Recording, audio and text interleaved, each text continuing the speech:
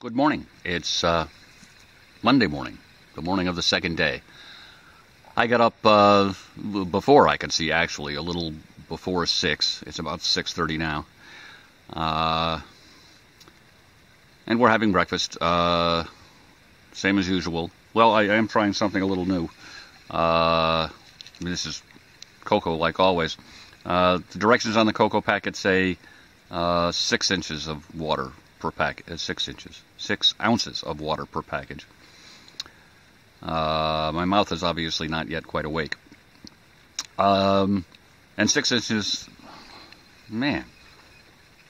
And 6 ounces of cocoa didn't seem like quite enough, so I would tend to make 2 packages, and then the cocoa was a little thicker than I really needed to be. So what I'm doing is mixing a single packet with 8 ounces of water, and that's enough cocoa, and it seems thick enough. So, and that stuff is heavy, so if I can cut down on the amount of cocoa I carry, I'll be happy. It was relatively cool last night, about what the forecast said. It was 48 when I got up this morning. I was pretty okay in the 40-degree hammock ear top and bottom quilt. I wore a little extra fleece on top, and that probably helped some. So I was okay. Every once in a while, for some reason, I'd have a little bit of cold butt. I was probably out of position on the underquilt, but mostly was okay. So we have a long day ahead of us, so we're going to try to get as early a start as we can manage.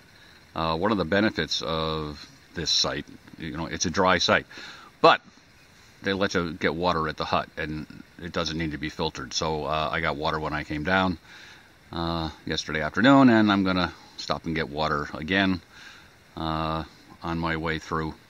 So we're going to be watching the book time pretty closely and keeping track of our progress, because, as I say, it's going to be a long day to Rattle River Campsite. So it's about 25 after 7. So once again, about an hour and a half to get packed up. Can't seem to beat that. Once again, we'll look around. Other than my hiking poles, there's nothing left. This campsite was very clean. Once again, not a speck of trash in it, which is good to see. I was alone last night, and no one even walked by on the trail that I was aware of. So this is not a well or heavily used or well-known area. So as you can see, the sun's coming up, and we're headed up to the hut to get some water. We're just about out. Okay, we have reached the junction of the Carter-Moriah Trail, where we head up to Carter Dome.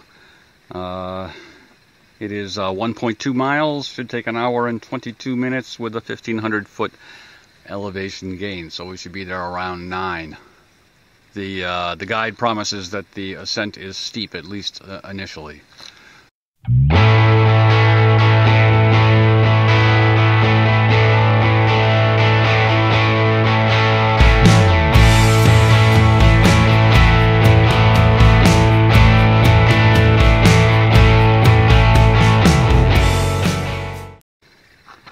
We are once again at the intersection of the Rainbow Trail and the Carter-Moriah Trail, which is also the AT, here at the summit of Carter Dome.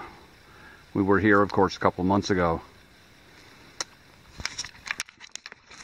So that ascent was pretty steep at the bottom, although critically, it only had a couple places where you had to use your hands to pull yourself up over boulders and scramble.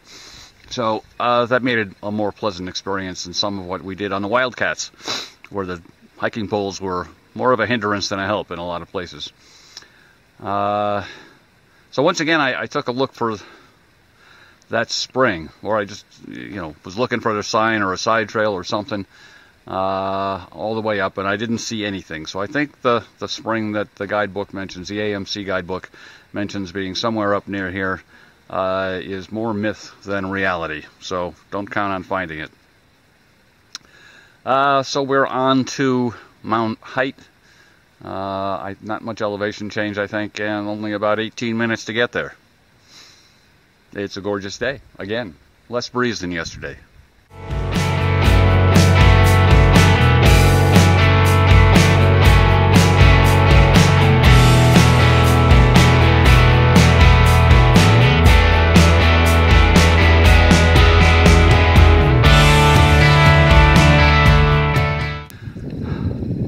So I am at the summit of Mount Height, which is entirely open.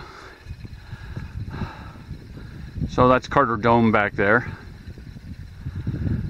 And we'll go around this way. And the big boy there, having another clear day. Jefferson, Adams, Madison. And down close to me here must be Zeta Pass. And more Carters. I'll have to pull out the trail guide to see what those are, but that's where we're headed. And maybe beyond that is the Moriahs. Don't know. Gets hazy. Alright. Looking east. Hope the sun's not too bad. Down in there is the Lost River Wilderness. I said Lost River again, didn't I? There's a song that's stuck in my head, Lost River. That's the Wild River Wilderness. And the bald faces are over there. They're not really all that prominent again in the haze. And I forget the name of that little body of water. That's that's actually the source of the Wild River. And completing the circuit, that's that East Carter Mountain that we summited on that trip on the Rainbow Trail. So that's that.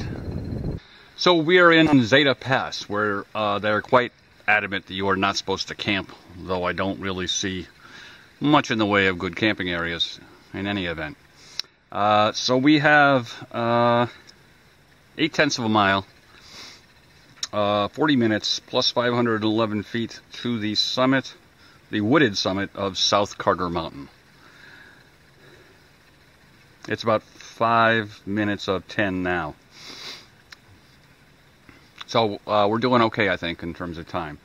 And, you know, it looked like there's going to be a ridge walk pretty much. Oh yeah, there's a gain of only 186 feet from South Carter to Middle Carter, and that's over 1.3 miles. So that should be pleasant, we hope. Still a gorgeous day. If I was willing to take my pack off, I could tell you what the temperature is, but it's probably back up in the low 60s.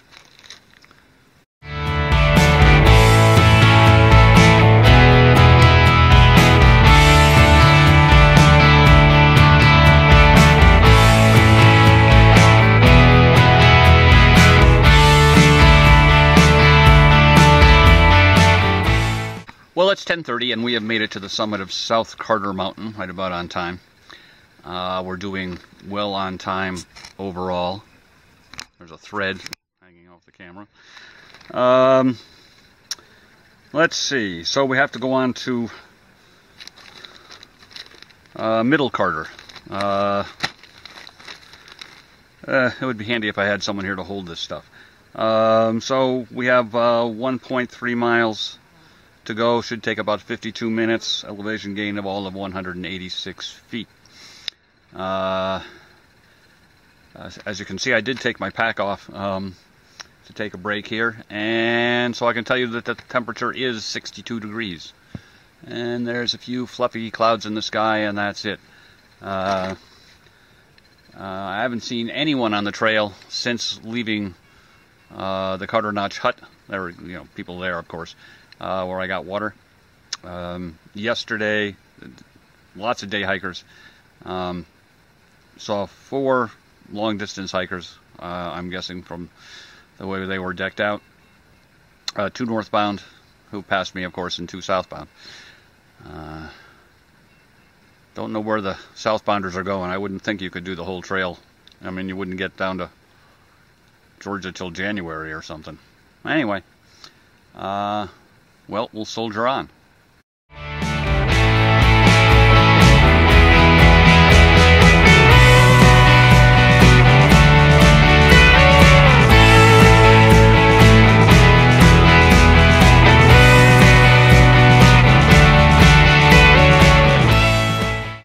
Well, there were some views along that section. They weren't tremendous. But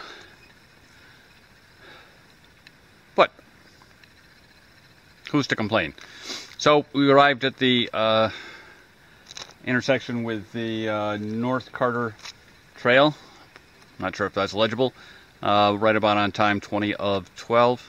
And now we have 1.9 miles to go to get to the Imp shelter / campsite, which should take 1 hour and 2 minutes according to the book. So that should get us there about 20 minutes of 1. Have passed a couple hikers out here finally, all going the other way, of course. Some day hikers, some look like backpackers.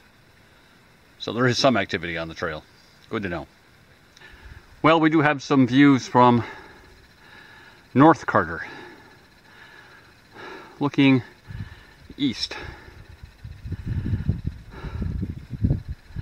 Down in the lowlands is the Wild River again, of course. And we walked over that ridge ending at the Bald Faces. And behind us is Middle Carter, I guess. Yeah.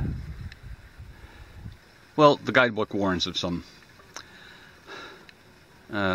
tricky, scrambling descents coming down towards Imp Campsite. And they're right, they're here. And, well, I took a header, which I'm recovering from still. So, let's see. Well, there's that short stump. And I was taking a about an 18-inch step down from that to that flattish rock near the root below it. And somehow I lost my balance and I came head first down the rest of this and landed in the dirt down here on my hands and knees. And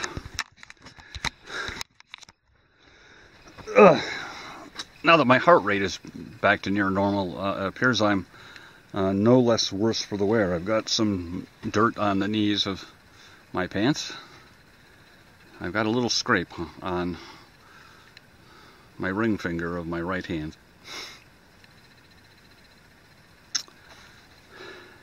And the fingers on my left hand, a couple of them are just a little bit sprained, I think. I mean, they already feel a lot better. If they don't recover, I'll take some aspirin, but they're definitely not broken, definitely quite usable. So, let's be careful out there. Fortunately, there were 3 other hikers on the trail near me. Well, I'm going to guess their average age is 65, but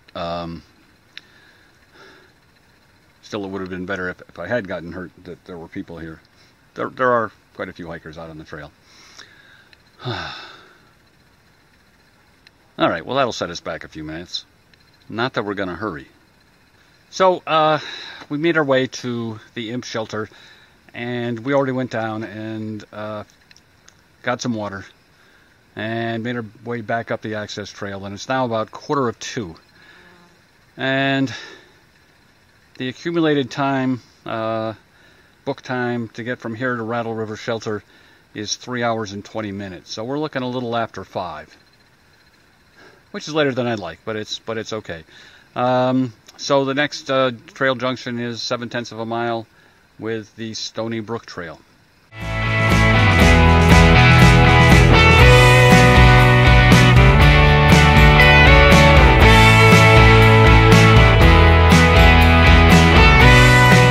Okay, we found our intersection with the Stony Brook Trail, just about on time.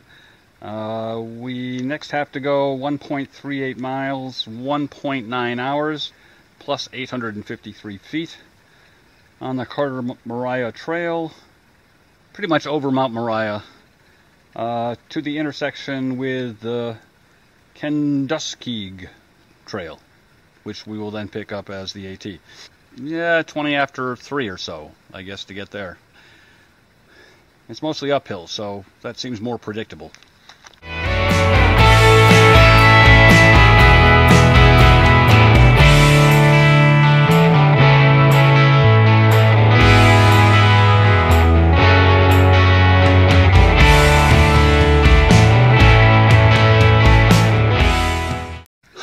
So we finally reached the Rattle River Trail. It's like 5 after 4. It's supposed to be an hour and 19 minutes to go 2.6 miles. But of course, once again, it's downhill a fair amount. So, at best it would be pushing 5:30, which is late. I'm beat. Alright, well, nothing to do but keep going.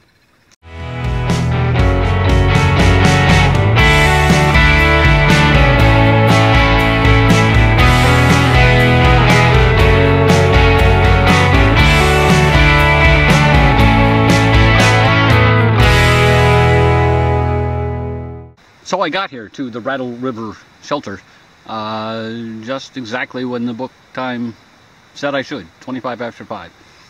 And was flabbergasted to find that it's entirely deserted. Don't know where everyone is. Is it really too late for thru hikers? Well, anyway, in the old days, when I used to go equipped to go to ground, you know, I would have been lazy and just said, well, I'm here alone, I'll use the shelter, but I no longer have that option. So there are tent sites here. There's one right next to the shelter that has a pair of trees that will work, but we'll look for something a little farther away just in case people show up and I want my privacy. I'm still tired.